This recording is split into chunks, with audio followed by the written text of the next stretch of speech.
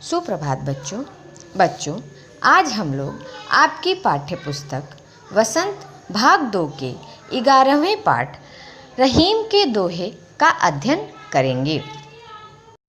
बच्चों, यह जो दोहे हैं रहीम जी के द्वारा लिखे गए हैं। इन दोहों के माध्यम से रहीम जी लोगों को नीति की राह पर चलने का नीति का संदेश देते हैं। तो चलिए आइए शुरू करते हैं आज का आपका पाठ रहीम के दोहे।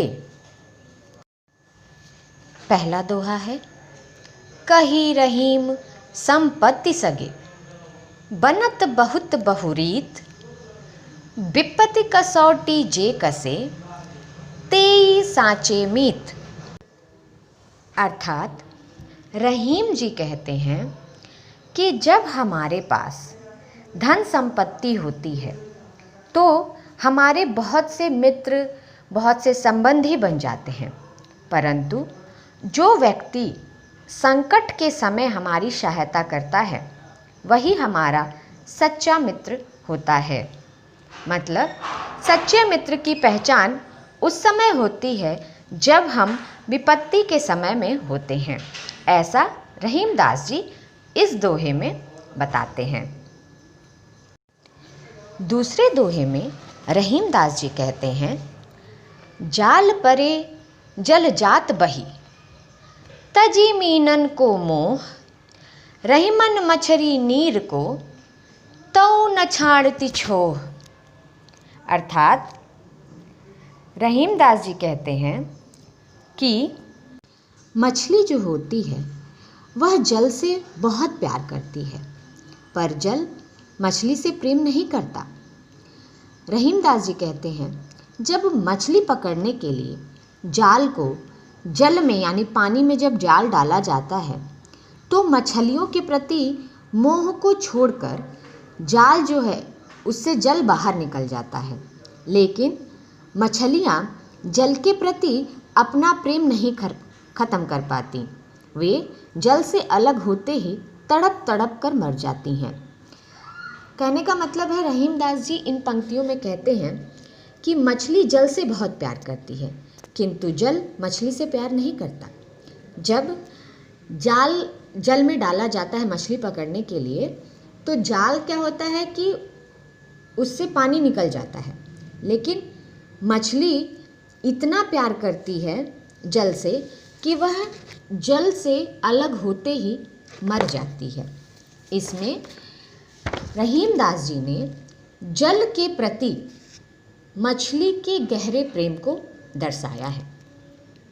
तीसरे दोहे में रहीमदास जी कहते हैं, तरवर फल नहीं खात है, सरवर पियत न पान, कही रहीम पर काज हित, संपत्ति सच ही सुजान।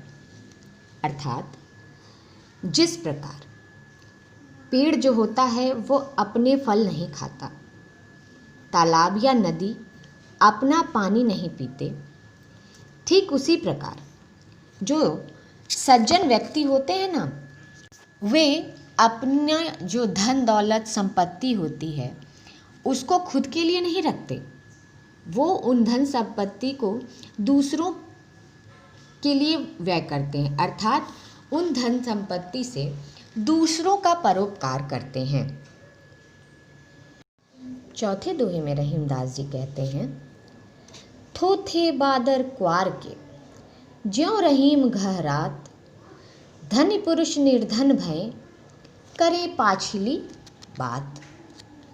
अर्थात इस दोहे में कवि रहीमदास जी ने क्वार महीने में आकाश में बिना पानी के खाली बादलों को केवल देखा जा सकता है, ऐसा बताते हैं। मतलब कि रहीमदास जी कहते हैं कि क्वार के महीने में आसमान में खाली बादल दिखाई देते हैं जो केवल गरजते हैं, बरसते ठीक नहीं हैं। ठीक उसी प्रकार जिस प्रकार धनी पुरुष जब गरीब हो जाता है तो भी वह अपने सुख भरे दिनों को याद करके घमंड से बात करता है, कहने का मतलब ये है, रहीमदास जी कहते हैं कि जिस तरह बादल होते हैं जो क्वार के महीने में बरसते नहीं हैं, केवल गरज गरज के चले जाते हैं, ठीक उसी प्रकार जो व्यक्ति बहुत पैसे वाला होता है और जब उसका धन संपत्ति उसकी ख़त्म हो जाती है तो भी वो क्या करता है कि अपनी पुरानी बातों का, अपने पुराने पैसे धन दौलत का घमंड करके बड़ी बड़ी बातें लोगों को सुनाता है, अपनी अभी की स्थिति नहीं बताता है।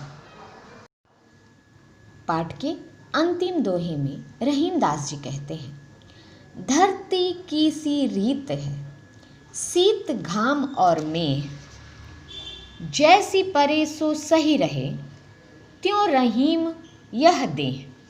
अर्थात रहीमदास जी कहते हैं कि यह जो शरीर है ना, इसकी झेलने की शक्ति जो होती है वह बिल्कुल धरती के समान होनी चाहिए। जिस प्रकार धरती सर्दी, गर्मी, वर्षा सभी विपरीत स्थितियों को सहन कर लेती है, मतलब जैसा भी मौसम हो वो सहन कर लेती है, उसी प्रकार मनुष्य को भी ऐसा होना चाहिए, यानी मनुष्य के भी शरीर को ऐसा होना चाहिए कि वह जीवन में आने वाले सभी दुख सुख को, चाहे जैसी भी परिस्थितियां हों, उन्हें सहन कर ले।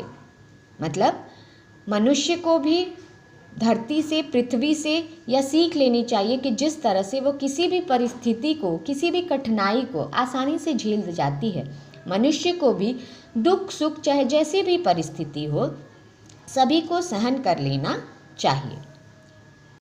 तो बच्चों, देखा आपने, रहीमदास के इन दोहों से हमें नीति के मार्ग पर चलने की सीख मिलती है। इन दोहों को पढ़कर, समझकर इन्हें हम अपने जीवन में उतार सकते हैं, इनकी राह पर चल सकते हैं, तो हमारा जीवन वह भी एकदम नीतिपूर्ण हो जाएगा। धन्यवाद।